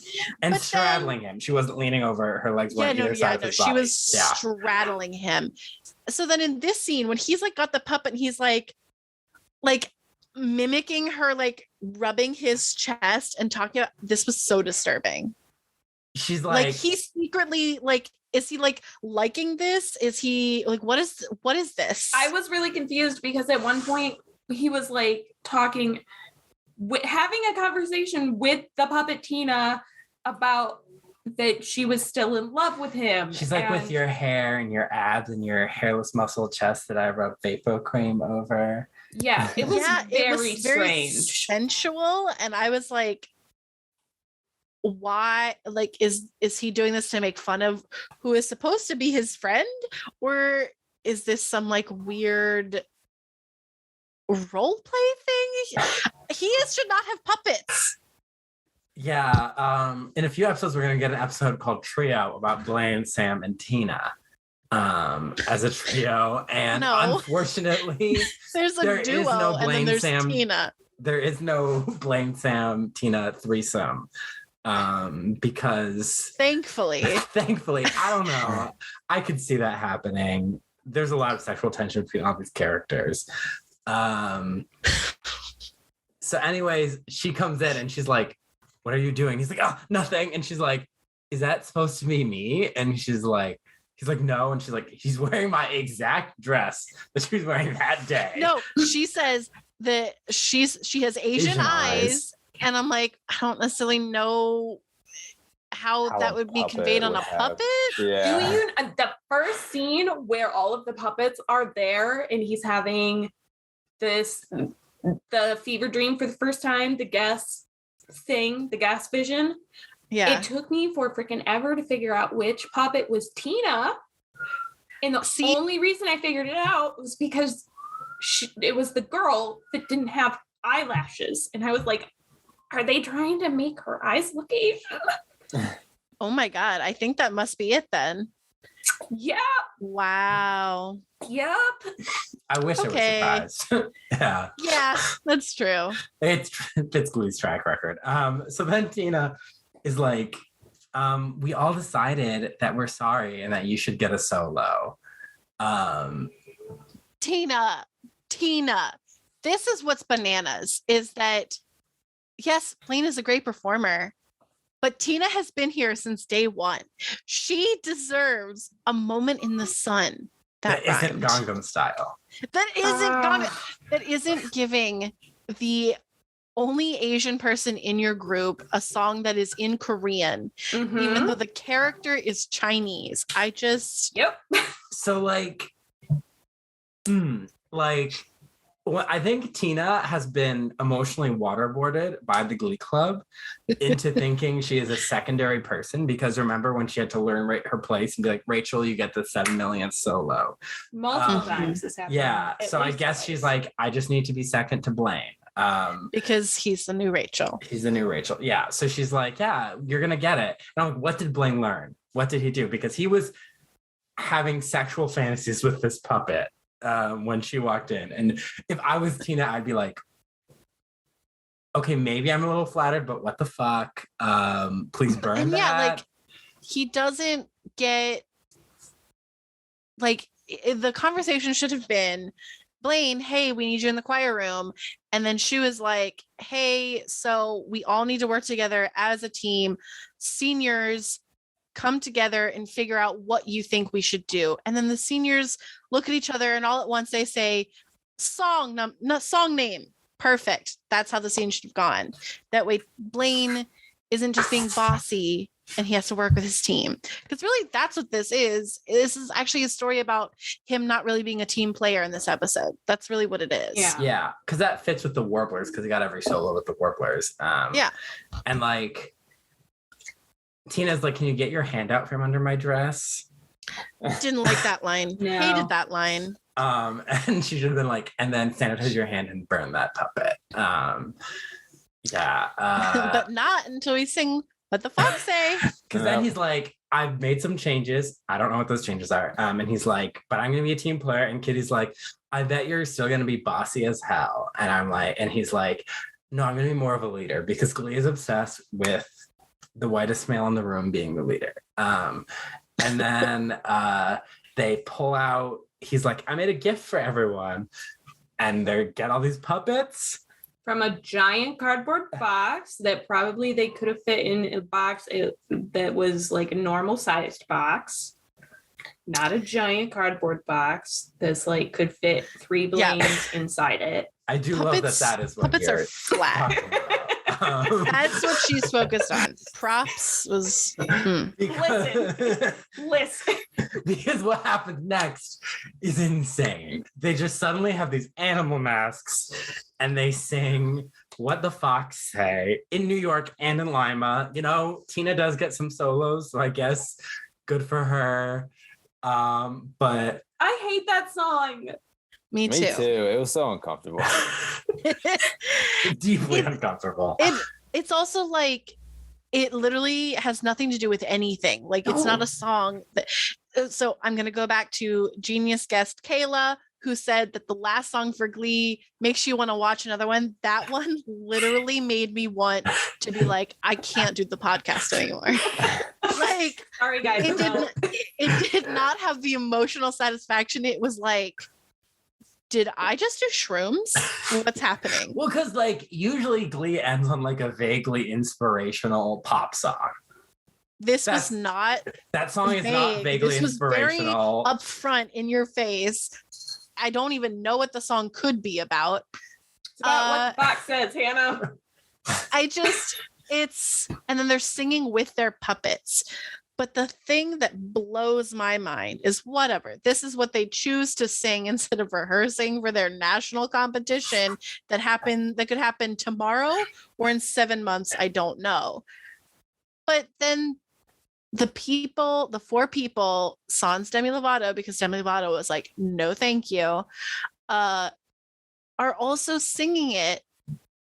At a table. And it's just like, around a table. It's so weird. It's like they're having dinner, but like they're just like using their puppets. And I'm like, this doesn't make any sense in the context. Like Roar, you could say that like, oh, their context was they're actually rehearsing this song and the Glee Club is also singing the song. You could make that justification. There's no justification for this. Also, because Roar is an objectively better song than What the Fox Say. This is why I think there's a gas leak happening on the entire Eastern Seaboard. And yeah, it just happens. It has nothing to do with anything. And yeah, and so in interviews, Jen Ushkowitz, who played Tina, talks about Gangnam Style being her breaking point. Kevin McHale, who plays Artie, says What the Fox Say was his breaking point, where he's wow, like, he held out like a whole season. What the fuck am I doing with my life? I do love because most of their interviews, like Jenna does not remember anything that happened on Glee, and I'm like, good for you, block that out. Yeah, because I remember everything that happened, and it's not good for me. The only thing so when I saw this like song number before having seen the episode, again, I did not connect it to this episode, so I was not emotionally or mentally prepared. But I was trying to think of like, oh, they're going to do an episode with puppets. Okay, well, what's the story going to be? Maybe it's going to be like they have to learn some sort of new theatrical thing or like get in touch with their very theatrical side, whatever. Sing an Avenue Q song, Yeah. Like and then this is what they did. And I was like, no. Yeah. This was actually the backstory for Darren Criss's character in The Murder of Versace. this is him going insane. And then murder Right, in the Versace. Ryan Murphy cinematic universe. Yeah. It makes sense. It tracks. So I guess that's the end of this fucking episode. Oh boy. This episode, like of Glee and of Gleeboot, and both unhinged. Yeah. So Tina time. I actually counted this week. I got 12 lines. That's about right. Yeah. That's about right. It's about right. I'm like, wait, did I hit the button? Did I not hit the button? So it seems to line up with what I have. So I would say yes. Okay. Okay. So Tina was like a presence. She wasn't a main character, but she was a presence. She was did also speak. a puppet. She was also a puppet. Yes, she spoke as a puppet too. She was a puppet in a vaguely sexual fantasy. And if you think about it, technically, Blaine took some of what would have been Tina's lines because he was talking through her puppet. True. So she could have had more, but I had a very blonde moment when I was watching this. I was like, oh my gosh, because they're like, some of the actors are like singing, but they're not opening their mouth. So it's coming out of the puppet. So they must have had to learn how to do that. And then I'm like, wait, they lip sync on this show. They are not singing live. They didn't learn ventriloquism. that warmed my heart. Okay. This is kind of what I imagine happened to Hannah after they cut her Silent Night solo. Just kind of like a spiral. Yeah. So let's talk about MVPs and LVPs. Blake, who is your least valuable player this episode? Okay. It's really least valuable player. So it's going to be between, maybe obvious to some people, but Blaine and Jake. Coming into the first time, like, damn, these are some very big egos on these characters who need a lesson. So and didn't get one. No, and didn't get one. So I would say those would be my LVPs. For sure. Yeah. They can share that award.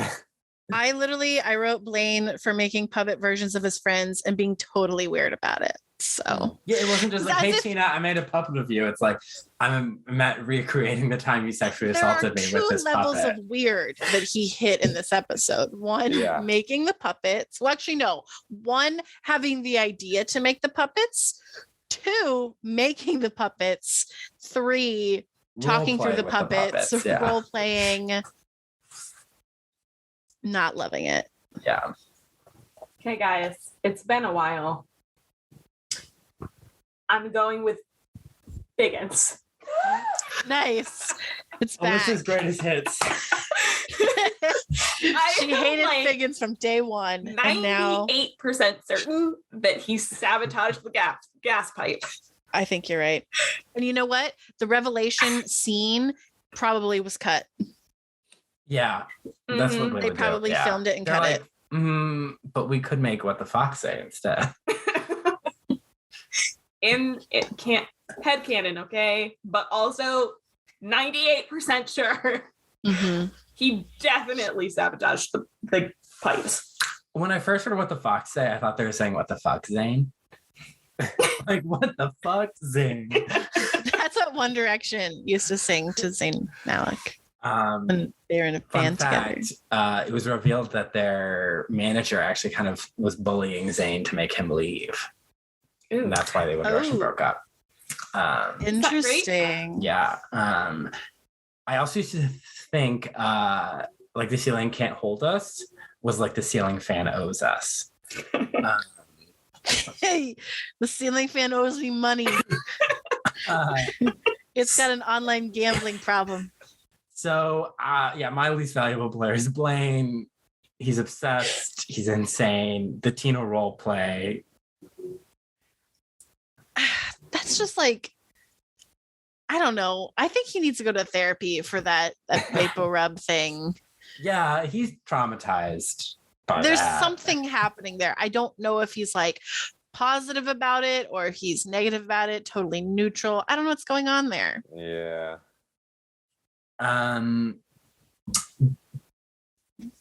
I almost said Blaine. Who's your no Blaine? You're like, how dare you? I'm Yes. signing off now. Blake, who is your MVP, your favorite character? Okay. All right. MVP, I will go with Sue, just because, well, you know, when I tend to watch these shows, I usually really like, you know, the comedic characters. Thought she had some good jokes in there, good comedic relief. Hey, she fixed the gas leak too, so she's got to be some MVP, right? He's the hero of this episode. Yeah. That school could have blown up if it Yeah. weren't for her. She saved the school, so she's got to be MVP, right? I said the same thing for the exact same reason. Yeah. She fixed the gas leak, even if like precariously created, and all she had to do was like reattach the pipe. But you know, she did it. I'm also going with Sue. I think she should have called the gas company. However, she did save the school. And I really enjoyed her walking around in heels and falling. That was great. Hot take. I'm going with Blaine for my MVP. He is my LVP and my MVP. Really? You know, I thought about that, but I couldn't make the MVP part work. So I'm curious to see what you came up with. I thought he was very entertaining in this storyline. Like, I thought Darren Criss was given this crazy ass storyline. It was like, okay. Like, Yeah. Like the way he delivered the line, Kurt Puppet. Like, I don't know if I was an actor, how I would convey that.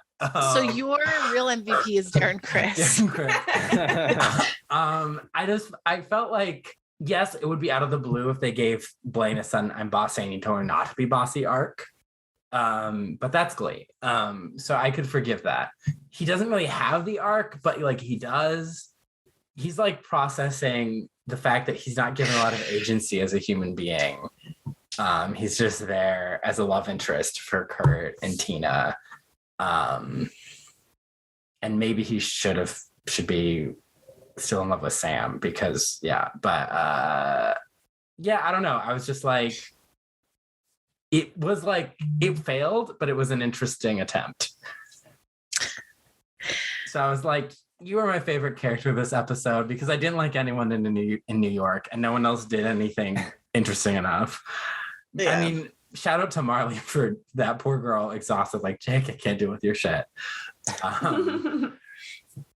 Yeah.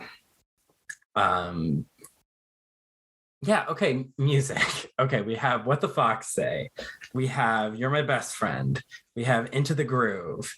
We have Cheek to Cheek. And we have Nasty Rhythm Nation.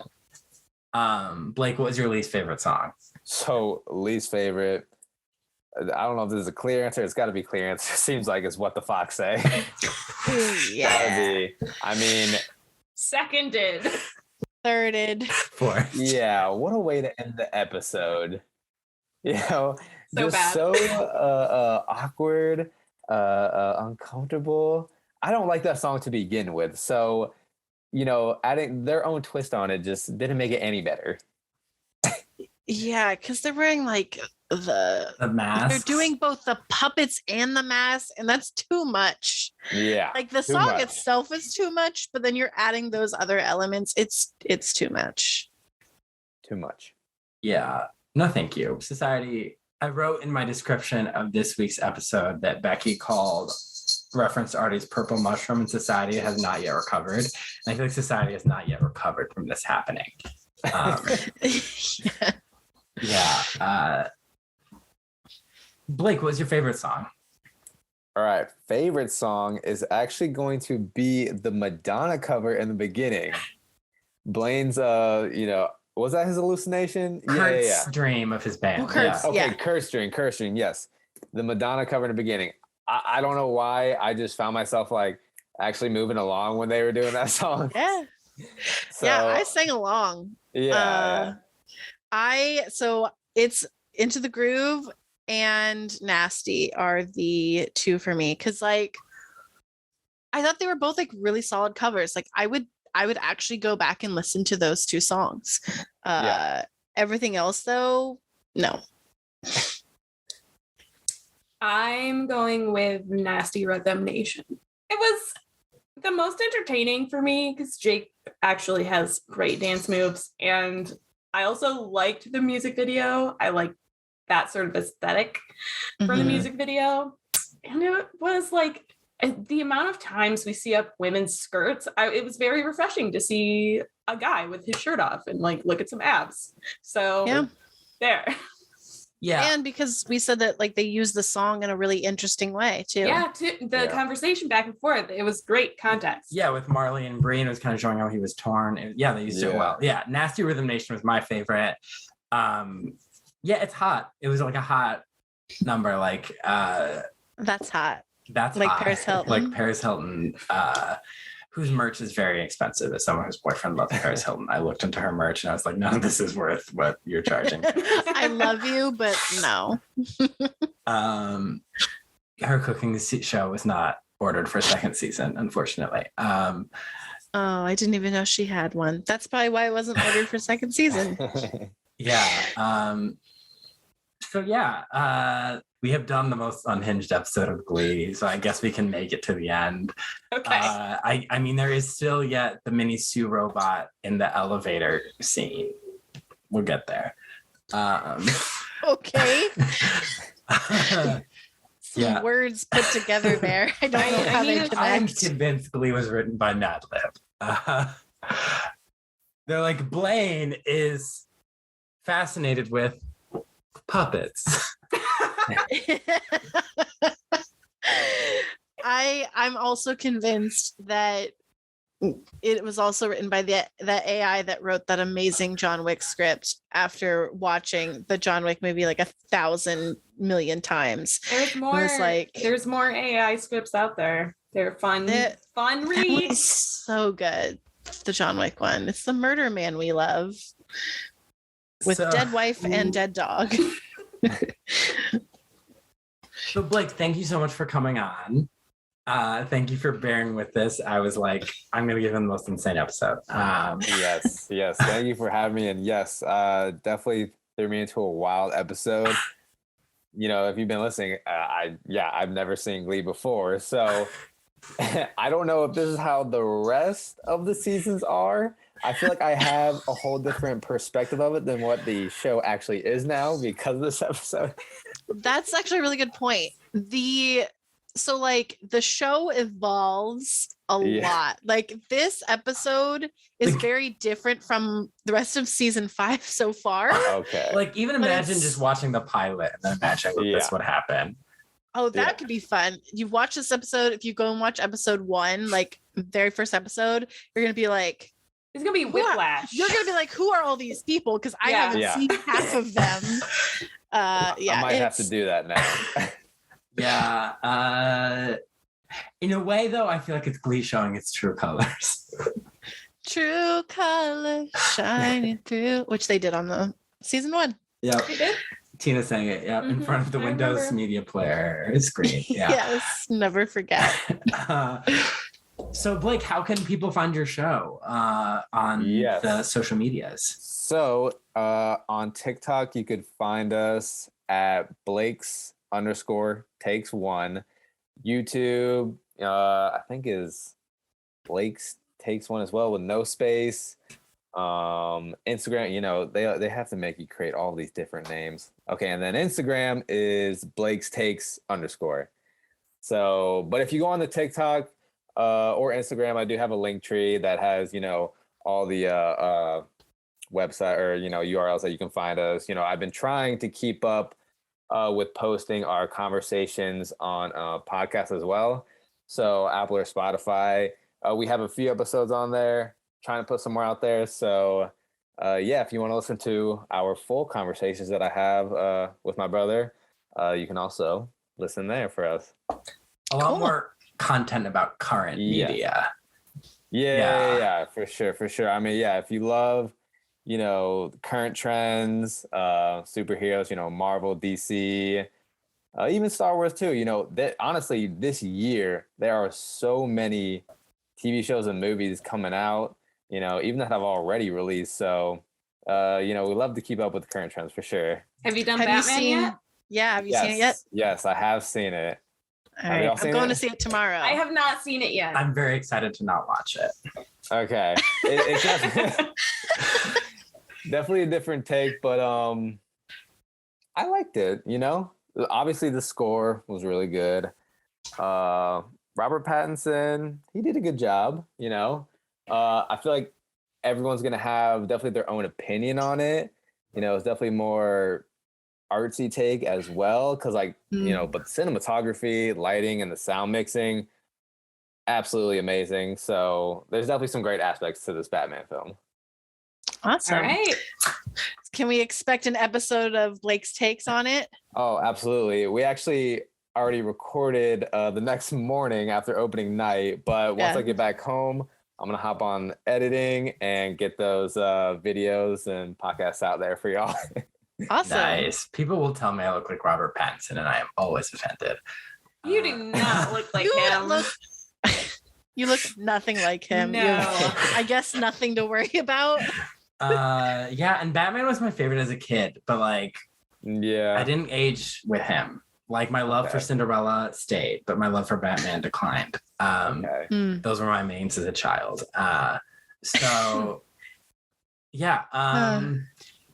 You can check out Life's But a Song Pod for my 2 episodes on Glee season 2. And mine and Allyssa. It's coming out next week. So it will be out by the time you're listening to this episode. Yeah. Oh. So we did the best season of Glee season 3. Season 2 is better, though there is season 3. I think season 3. I think it's season 3. More entertaining. But yeah, so definitely check out those episodes. Will be out by the time this one comes out, but you can also follow us on Instagram, Twitter, and TikTok. We are at Gleeboot Pod. You can also follow us on Tumblr. We're gleebootpod.tumblr.com, and we'll have all the details of Life's But a Song on there as well. And you can follow me Instagram, Cullen Ever After. And you can follow me on Instagram at a.m.swearingen